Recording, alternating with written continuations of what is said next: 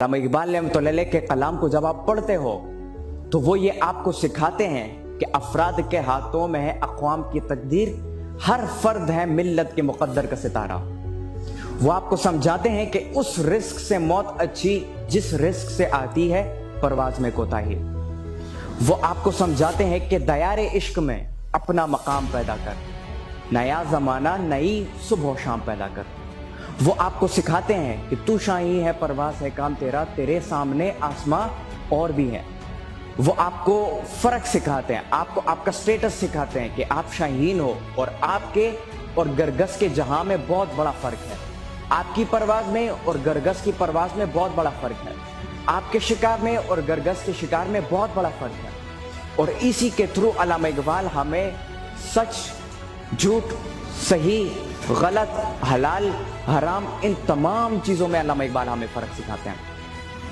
अल्लामा इकबाल शाहीन की बात क्यों करते हैं? क्योंकि शाहीन कभी भी मुर्दार नहीं खाता, हराम नहीं खाता, खुद का शिकार करता है और फिर उसको खाता है। अल्लामा इकबाल शाहीन की बात इसीलिए करते हैं क्योंकि शाहीन की परवाज़ बादलों से बुलंद होती है।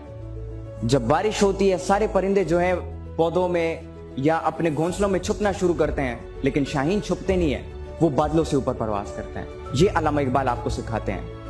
अल्लामा इकबाल आपको सिखाते हैं कि आप किस तरीके से हर मौके पर, हर मोड़ में अपनी ज़िंदगी, अपनी खुदी की हिफाजत करो, अपनी खुदी को बचाओ और अपनी खुदी को उस मकाम तक लेके जाओ कि फिर खुदा तुमसे खुद पूछे बता तेरी रज़ा क्या है।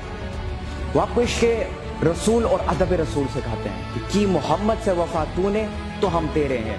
ये जहाँ चीज़ है क्या लोह कलम तेरे हैं। ये जहाँ क्या चीज़ है वो लोह कलम के जिससे आप अपनी तकदीर लिखो, जो कुछ भी लिखते हो वो आपको मिल जाएगा। वो लोह कलम आपको मिल जाएगा अगर आप मोहम्मद सल्लल्लाहु अलैहि वसल्लम से वफा करते हो। उसके लिए शर्त ये है। तो अल्लामा इकबाल आपकी ज़िंदगी के हर मोड़ पर आपकी मदद करते हैं। आप जिस फील्ड में जाते हैं, जहाँ पर भी जाते हैं, वो आपकी हिफाजत करते हैं, आपकी तरबियत करते हैं कि आपने किस तरीके से खुद को बचाना है, अपनी खुदी को बचाना है, सेल्फ रिस्पेक्ट को बचाना है। और इन तमाम चीज़ों को मद्देनज़र रखते हुए या इसको बचाते हुए किस तरीके से अपनी ज़िंदगी के जो आपका मकसद है वहाँ तक कैसे पहुँचना है। अल्लामा इकबाल को पढ़ना इसीलिए ज़रूरी है।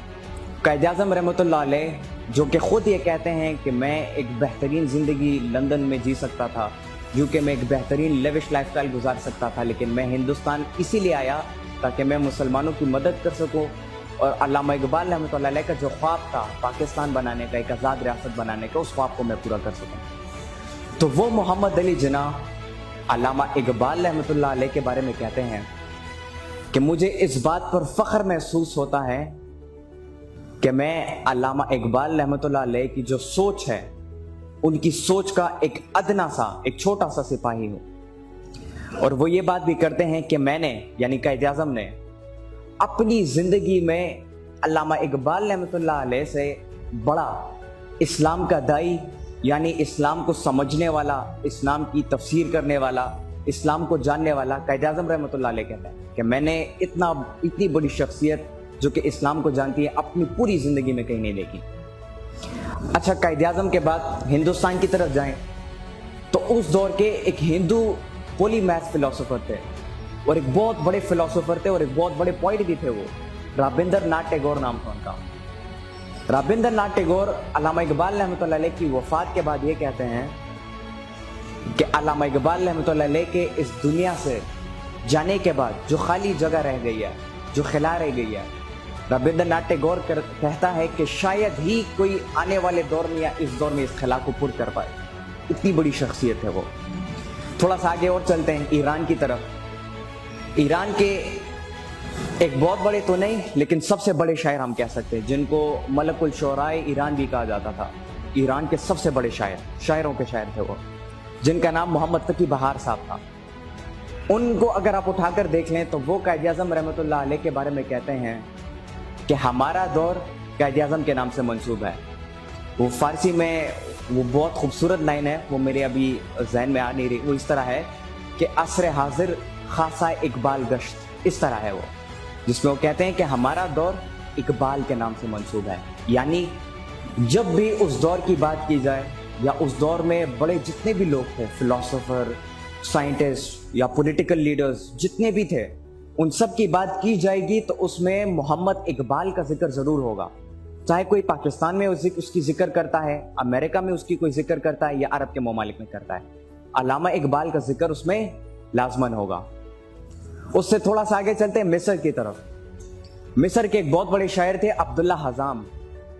वो अल्लामा इकबाल रहमतुल्लाह अलैह के बारे में कहते हैं कि अगर इस दौर में मौलाना जलालुद्दीन रूमी, उनके बारे में जानते हैं कि कितनी बड़ी शख्सियत, अल्लाह के कितने बड़े वली थे वो कहता है अब्दुल्ला हजाम मिस्र के कि अगर मौलाना जलालुद्दीन रूमी इस दौर में दोबारा जी उठेंगे तो वो यकीनन इकबाल ही होंगे। एक बहुत बड़ी बात कर जाते हैं वो। और फिर आखिर में अल्लामा इकबाल के जो अपने उस्ताद थे जिनका नाम थॉमस वॉकर अर्नोल्ड था, वो अल्लामा इकबाल यानी अपने शागिर्द के बारे में कहते हैं कि Indeed he is the man of his age, he is the man ahead of his age and he is the man at war of his age. कि यकीनन अल्लामा इकबाल अपने दौर के इंसान है। अपने दौर के इंसान कैसे हैं? जिस तरह मैंने कायद आज़म रहमतुल्लाह अलैह का जिक्र किया, वो कहते हैं कि मैंने अपनी ज़िंदगी में इस्लाम को जानने वाला इससे बेहतरीन शख्सियत मैंने कोई नहीं देखी। तो इसीलिए अल्लामा इकबाल रहमतुल्लाह अलैह अपने दौर के इंसान थे। मतलब अपने दौर में, उस दौर में उनसे बेहतर कोई भी नहीं था, इस्लाम को जानने वाला या उनसे बेहतर गाइड करने वाला कोई भी नहीं था। अच्छा, he is the man ahead of his age, अपने दौर से आने वाले दौर के इंसान थे। वो कैसे? अब आज देख सकते हैं जो वार्निंग्स अल्लामा इकबाल ने उस दौर में हमें दी थी वो एक एक करके हमारे सामने आ रही है और हम एक एक करके उसको समझ रहे हैं कि अगर हमने ये ना किया होता तो आज हमारे साथ ये नहीं होता। और इसके अलावा एक बहुत बड़ी एग्जांपल आपको मैं ये देता हूँ कि उस दौर में अल्लामा इकबाल रहमतुल्लाह अलैह डेमोक्रेसी, जमहूरियत के बारे में कहते हैं कि ये जुल्म और इस्तबदाद का देव है जो सर पीटता चला आ रहा है। ये शाखे नाजुक पे जो आशियाना बनेगा वो नापायदार होगा। उस दौर में अल्लामा इकबाल डेमोक्रेसी के बारे में बात करते हैं कि ये इसकी जो शाखें ये नाजुक है, ये नापायदार है, कभी भी टूट सकती है। उस दौर में अल्लामा इकबाल ने हमें वार्न किया और आज हम यकीनन देख सकते हैं पाकिस्तान में, इंडिया में, बांग्लादेश, श्रीलंका, नेपाल, इन तमाम ममालिक में हम देख सकते हैं कि किस तरीके से डेमोक्रेसी ने हमें नुकसान दिया। अच्छा, सिर्फ ये नहीं बल्कि उनका कलाम जो है रिजरेक्शन बेस्ड है। कल मेरा दुबई में एक ऑनलाइन प्रोग्राम था और उस प्रोग्राम में भी मैंने ये बात की थी कि अल्लामा इकबाल का जो कलाम है वो कलाम रिजरेक्शन बेस्ड है। यानी जिस दौर में भी आप उनके कलाम को पढ़ते हो, समझते हो और फिर उसे अपनी ज़िंदगी में इम्प्लीमेंट करते हो, कैसा दौर भी हो, तारीख से तारीख तर दौर, तारीख से तारीख तरीन जैसा दौर भी हो, आप रिजरेक्शन कर सकते हो, दोबारा उठ सकते हो और आप और लोगों को अपने साथ उठा सकते हो। तो अल्लामा इकबाल का जो कलाम है या अल्लामा इकबाल जो है, he is the man ahead of his age, कि वो अपने दौर से आने वाले दौर के इंसान है। और आखिरी बात, he is the man at war with his age, कि वो अपने दौर के साथ हालत जंग में थे।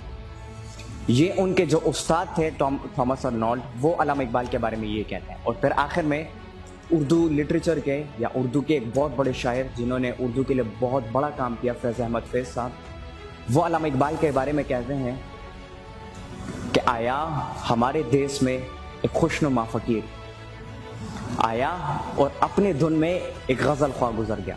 बहुत बड़ी बात ये भी है अल्लामा इकबाल के बारे में। तो ये वो बातें थी जो कि उस दौर के या इस दौर के जितने भी बड़े साहिब बसीरत शख्सियात थे वो अल्लामा इकबाल के बारे में जो कहते हैं या जो कमेंट्स हैं उनके अल्लामा इकबाल के बारे में, वो ये थे।